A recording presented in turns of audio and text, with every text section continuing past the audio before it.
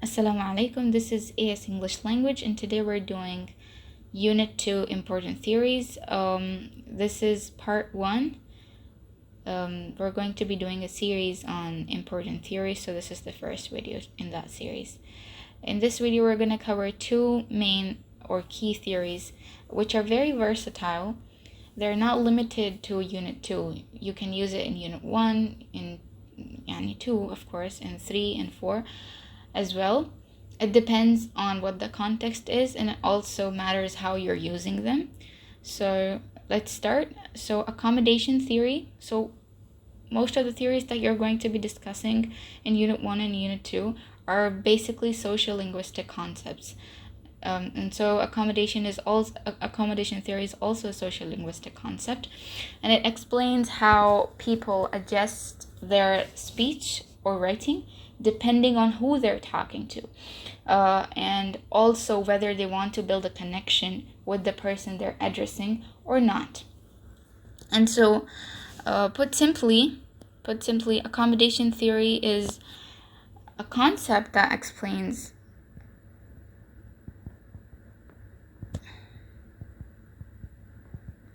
how people adjust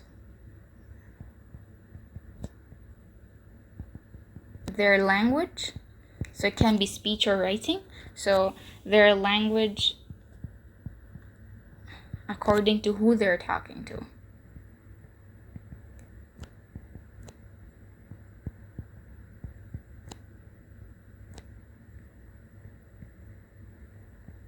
Okay. And also plus whether they want to build a connection with the person they're addressing or not.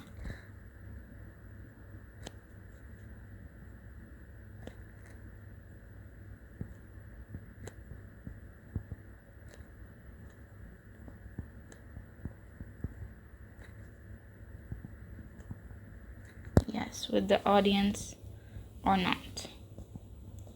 Okay. So under accommodation theory, it's a broad concept. Under accommodation theory, you have convergence, divergence, and there's another one, what's called maintenance, which we're not talking about. And so under accommodation theory, you first have convergence. Now convergence, it's when the author or the speaker makes his speech or writing more like the person they're talking to, or the person they're addressing, to reduce social distance. So for example, I'm talking to, let's say I'm addressing students right now. So I'm going to be using easy language, high frequency lexemes, common words, more student to student colloquials, so that whatever I'm saying is understandable to the person who's listening to me. So when I say convergence, it means the person who's speaking, so the author or the speaker. It can be author. So when we're talking about Unit 1, most of the texts that you're getting are written, okay? It's an article, a blog, etc. In that case, it's the author or the writer. But when you talk about Unit 2, all the texts are spoken. Okay, so you're going to have to use the word speaker instead of writer because it's spoken. The text that you're referring to or you're going to be referring to is spoken originally. So convergence is when the author or the speaker makes his or her language. Now this language covers writing or speech, both, okay? More like the person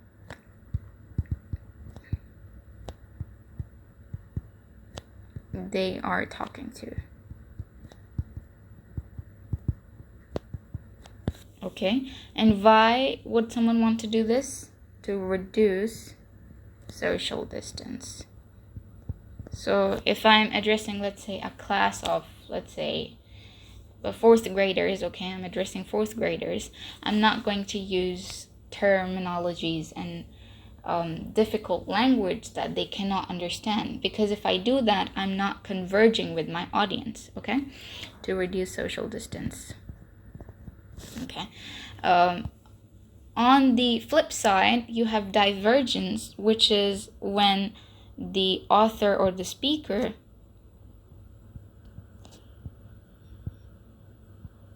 uses language that's not like the person they're talking to. So they deliberately make use of language that is different or difficult for the person they're addressing to emphasize social distance. Okay, the speaker deliberately makes his or her language different from the person they're addressing.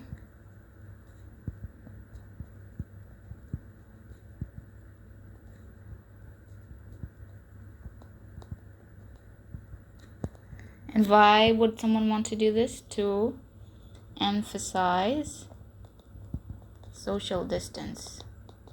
So if I wanna appear as someone very educated and not like everybody else, I am gonna use terms that people don't use, people are not familiar with, and that's going to highlight that I'm different and you're different, and I will be diverging with my audience then. And so that's this for accommodation theory. It's a concept that explains how people are going to change their language depending on who they're talking to and whether they want to build a relationship with the audience. Under accommodation theory, you have convergence and divergence. Convergence is when you make your language more like the person you're talking to make them feel that you're like them, okay, to reduce the distance between you if there is any. And divergence is when the person, the author or the speaker, is wishing to emphasize social distance. So they're gonna start using technical terms and jargons that common people are usually not familiar with, which will show the speaker or the author as someone more educated, and so on. So, and then this was the first theory. The second theory that we're going to be talking about is prestige. And prestige, it's when a certain way of speaking or a dialect is seen as better or more respected or more proper in the society. So, like, if you think of the word prestige, it's the idea of prestige. It's the level of regard that a variety of language is held in. Okay, so to put simply for you, it's when a certain variety or dialect, or should I say, yeah, it's fine, a dialect is seen as more proper or better, or is more respected. Better or is more respected. All right. Under prestige, you have overt prestige and covert prestige. So when you talk about overt prestige, it's the prestige that's associated with standard variants or forms of a language.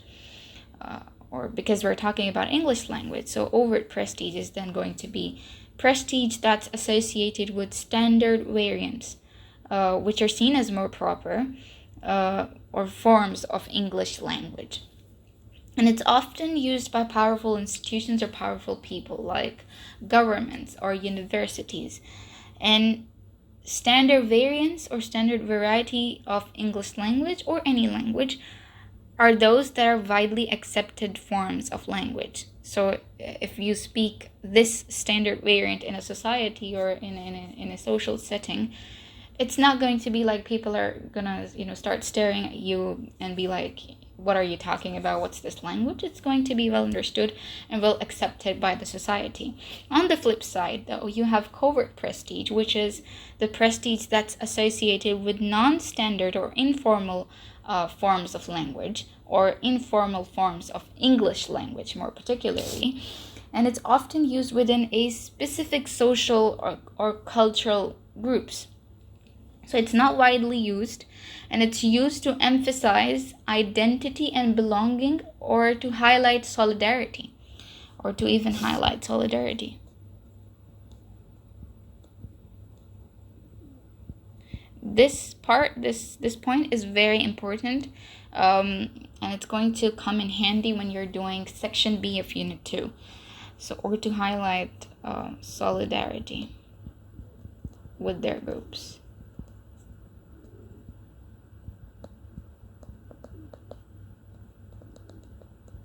Okay, and like I said, it's not a widely accepted form of language by the society. But so far, I know it's not making sense. So, put simply, prestige is the respect. Think of prestige as respect.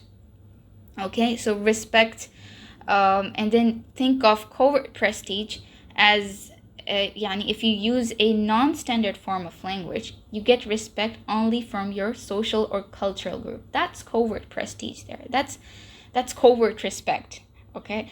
Which you're only getting from people who are like you, okay? But when you think of overt prestige, it's like when you use standard form of language, you get respect from everyone. So that's overt respect. Does that make sense? I hope it makes sense now. Okay, so now how do you use both of these theories? So what I've seen, I've never done that, but I've seen a few students here and there and people in Discord servers, etc. They sent me their answers to check, and what I've seen is people make really raw comments. And what I mean by raw comments is that, well, you see, okay, the speaker is, for example, I think it was a 2016 paper, January 2016, I'm not sure exactly, where you had a person, a member of the royal family of Britain, who was speaking or addressing people or children in a school, or I don't know, families in a school. And she was adjusting her language. And so she was converging. She was not using royal English or terms that are not common. So she was converging with the audience. Forgive me if I'm wrong, because it's been long. So, but what people are gonna do, which you guys do, should I say, is that you see, okay, there's convergence. The audience understands simple language, and the speaker is also using simple language. So let's say there's convergence there. That's not how you make comments. That's a very raw comment, and I don't really think that you're gonna get much for that in your exam. So how do you use theories? So let's not be general. Let's talk about these two first. So when we talk about accommodation theory, when you're talking about convergence and divergence, you're not going to have to, you don't refer to accommodation theory itself, this thing in the exam. You refer to either convergence or divergence in the exam. Okay, so how do you use these theories in your answer? The first thing that you should do is see whether low frequency lexemes or high frequency lexemes dominate the text. Now, if you're someone who doesn't know what low frequency lexemes are, they're the uncommon words. They're the technical words that are not commonly used. So uncommon vocab. Okay. And on the flip side, high frequency lexemes are the common vocab. Okay, like it, good, bad, etc. Okay, so you're first going to analyze the text and see, okay, whether you have low frequency lexemes dominating or high frequency lexemes dominating the text. Then you're going to see who the audience is. So for example, the audience, taking the 2016 paper example, the audience is parents and the common people, and the author or the speaker is a member of the royal family. Okay, and then you'll have to decide between convergence and divergence, and then you make an appropriate comment. So if I talk about the 2016 paper, I could say, well, there is divergence happening because the member of the royal family is not using technical terms. So there's convergence. Okay, how do I make a comment? If, let's say, I want to talk about convergence, how do I make a comment? So you could say something like the author. So it depends on which unit you're doing. If it's unit 1, it's going to be the author or the writer. If it's unit 2, it's going to be the speaker. So the author, let's say the author maintains a predominant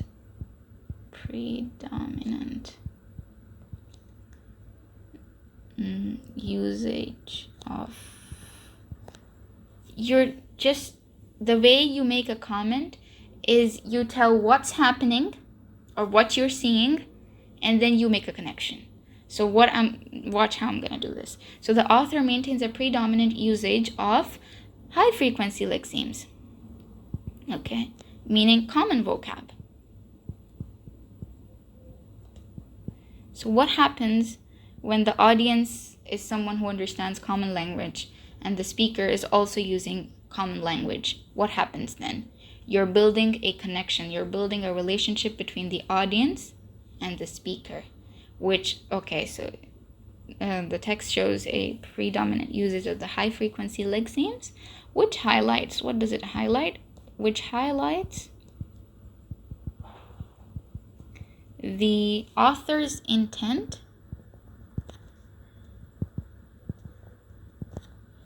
to converge with the audience. This is how you make appropriate comments. Converge with the audience. Okay? Of course, you can change this depending on the context of the text. Okay, then how do you make a comment on divergence? How do you link divergence to your text? Okay, so let's say the author predominantly utilizes low frequency lexemes. So what happens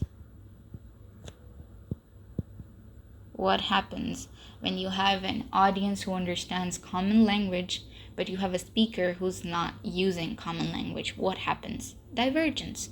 So the author predominantly utilizes low frequency lexemes, which highlights or suggests the author. I'm gonna run short on space here. Is looking to diverge with the audience. I don't have space, so I'm just gonna leave it there. Audience rather than converge. Okay, that's how you make comments when you're doing your exam question. Okay, so how do you make comment on overt or covert prestige? Okay, it's the same. So you see which form of language is adopted in the text. So whether it's a standard form, so when I say which form, I mean, so when I say which form of language is adopted, I mean standard or non-standard. Okay, so see which form of language is adopted in the text, and then you see who the audience is. So let's say you have overt prestige that's adopted in the text. Then overt prestige is something that's commonly understood by most people in the society. Okay, then you decide between overt and covert prestige, and then you make an appropriate comment. So how do you make a comment on this?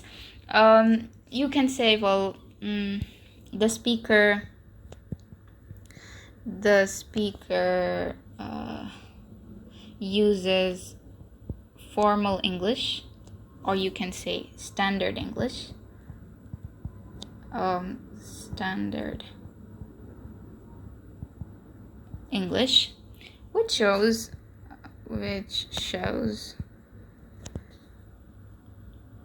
overt prestige.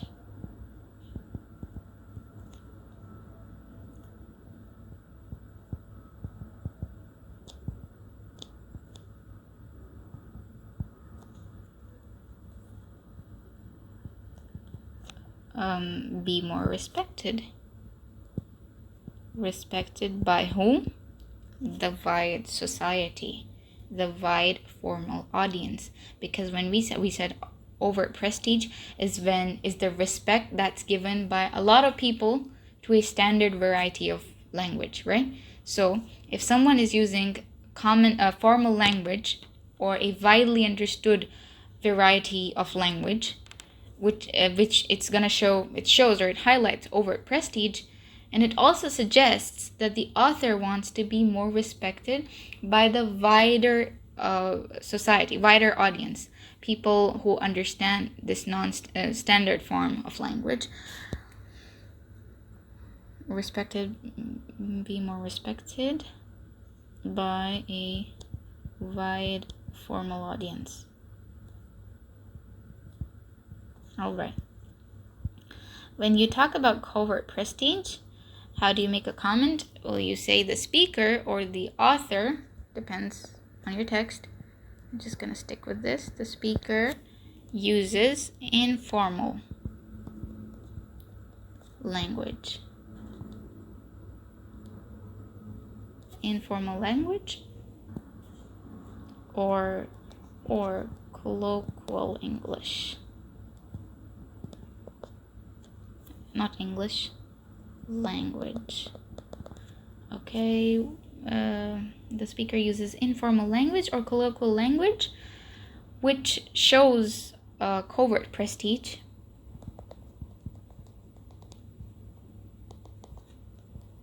It shows covert prestige, and what does it tell us? What does it suggest? It also shows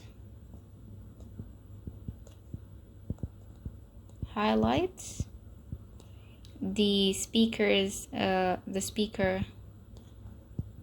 wants to. We said that informal varieties of language are not well respected by the wider society. So if someone deliberately adopts informal form of language, then it means it shows covert prestige, and it highlights or means that they want to connect with the members of their own group and establish solidarity. They don't care about whether the general public likes what we're talking about or how we're talking about it. They want to connect with their own social group and establish solidarity and highlight identity. Does that make sense? So also highlight the speaker wants to connect with their own social or cultural group and establish identity and solidarity. So now it's a long comment, and sometimes when you're rushing in the exam, you have to write a lot and you're trying to think, but it's just not making sense, right? Try to learn these generalize this. So generalize these comments that I've written here for you, or whatever works for you. Adjust it accordingly, according to yourself and how your writing style, and make a general form of it. Make general comments and learn them.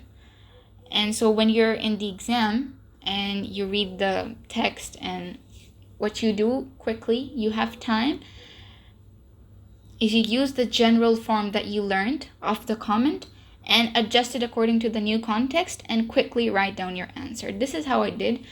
It myself. I would just learn generalized concepts or generalize the theories or the comments, and then I would just memorize them. And so in the exam, I would quickly recall the general form of the comment, adjust it according to the new text, and voila, that's it for this.